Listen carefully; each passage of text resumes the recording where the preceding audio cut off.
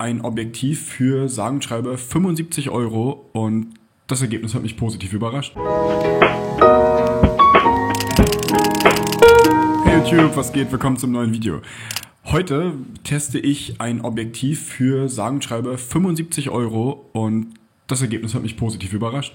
Ich rede vom TT-Artisan 25mm f2 Objektiv. Als ich letztens im Internet rumgestöbert habe, habe ich dieses Objektiv gefunden, da ich zuvor schon ein TT-Artisan Objektiv einmal bestellt hatte, nämlich das 50mm f 1.4.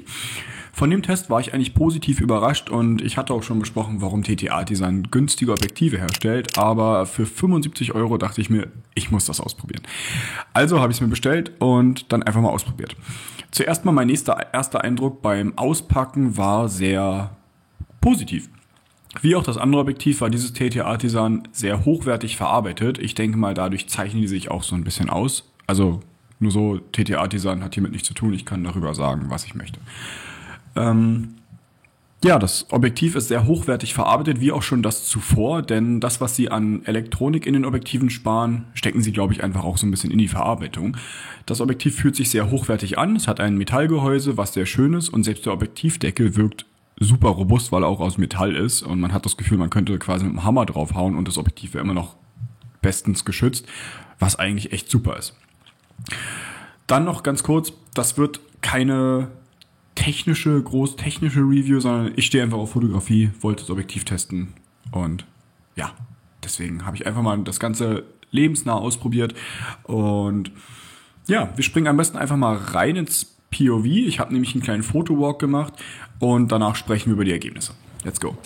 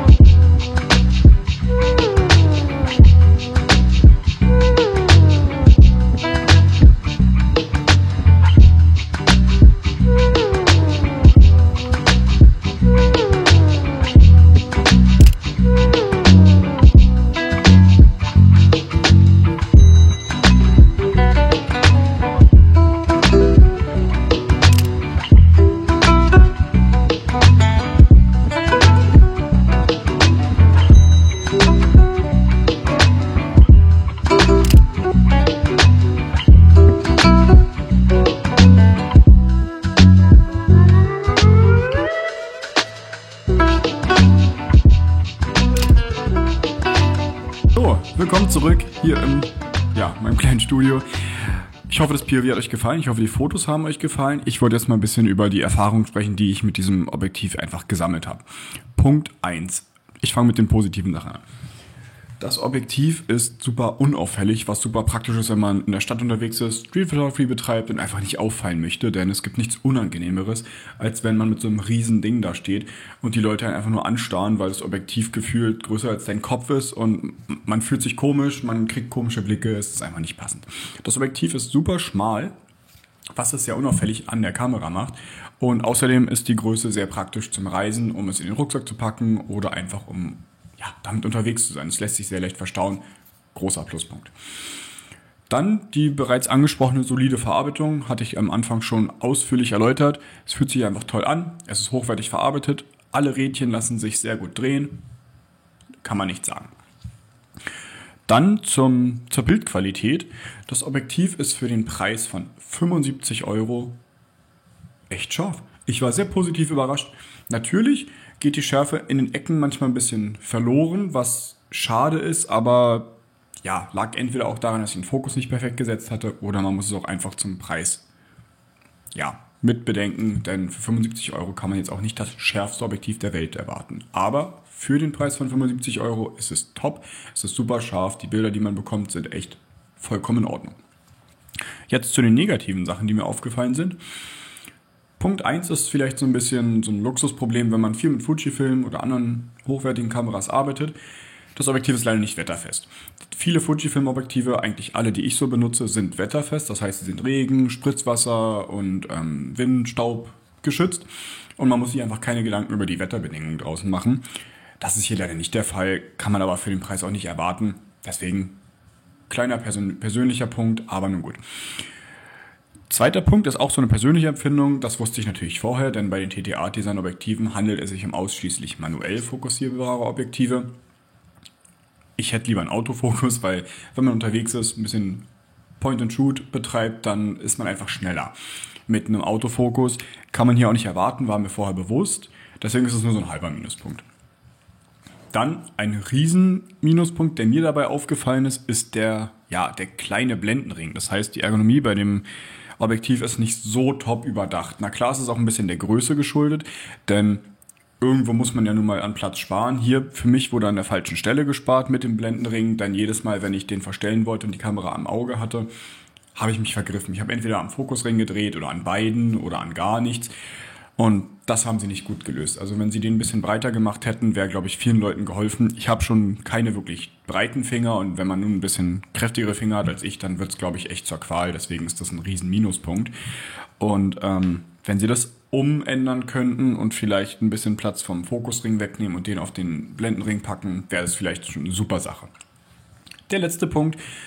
Ich war an einem sehr sonnigen Tag unterwegs, wie man gesehen hat, und wenn das viel Licht von hellen Oberflächen reflektiert, dann waren die Spiegelungen manchmal lila. Das hat man auch bei manchen Objektiven. Ich denke mal, es kommt daher, dass es in der Linse nicht optimal gebrochen wird bei künstlichem Licht. Gerade wenn man in diese Neonröhren hinein fotografiert, dann wirkt das oft lila, der Schein drumherum. Und so war es hier auch bei reflektierendem Licht.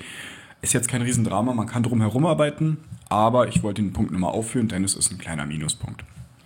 Nichtsdestotrotz handelt es sich bei diesem Objektiv für 75 € um ein super Einstiegsobjektiv in die Welt der manuellen Objektive. Jeder, der gerne mal in so eine Welt hineinschnuppern möchte und weg will vom Autofokus oder einfach mal gucken möchte, hey Mensch, sind denn manuelle Objektive oder manuelle Kameras was für mich, der ist hiermit sehr gut beraten. Denn mit einem Preis von 75 € gibt man damit verhältnismäßig wenig aus für Objektive. Es ist eine Menge Geld, aber für ein Objektiv ist es nicht viel. Und man investiert damit nicht allzu viel, also man riskiert nicht allzu viel Geld. Man kann es ruhig dann gern mal anlegen und dann einfach ausprobieren. Das Preis-Leistungs-Verhältnis von der Bildqualität ist hervorragend. Man bekommt super qualitativ und scharfe Bilder hin. Klar muss man hier ein paar Punkte abziehen, das muss einem bei dem Preis aber auch bewusst sein. Nichtsdestotrotz ist das für den Einstieg in die Welt der manuellen Objektive perfekt und für diese Leute würde ich das auch empfehlen. Für jeden, der einfach mal in die Welt des manuellen Fokussierens hineinschnuppern will, sind die TT-Artisan-Objektive top. Man muss nicht gleich knapp den 10-fachen Preis investieren, wie zum Beispiel bei 7 Artisan oder Vogtländer. Ich glaube, Vogtländer sind die eher teureren Objektive, sondern man kann hier recht günstig anfangen mit einer vernünftigen Qualität und dafür würde ich das auch empfehlen. Ansonsten müsste man vielleicht eher in die höherpreisige Kategorie greifen. Ich hoffe, euch hat das Video gefallen. Lasst mir gerne einen Kommentar da mit euren Lieblingsbildern und euren Punkten. Vielleicht habt ihr das Objektiv ja auch einfach mal ausprobiert. Nicht vergessen, das Video hier zu liken, damit wir den Algorithmus ein bisschen anfeuern, den Kanal hier wachsen zu lassen. Und falls ihr es noch nicht gemacht habt, drückt unbedingt auf Abonnieren, damit ihr kein zukünftiges Video mehr verpasst. Bis dann.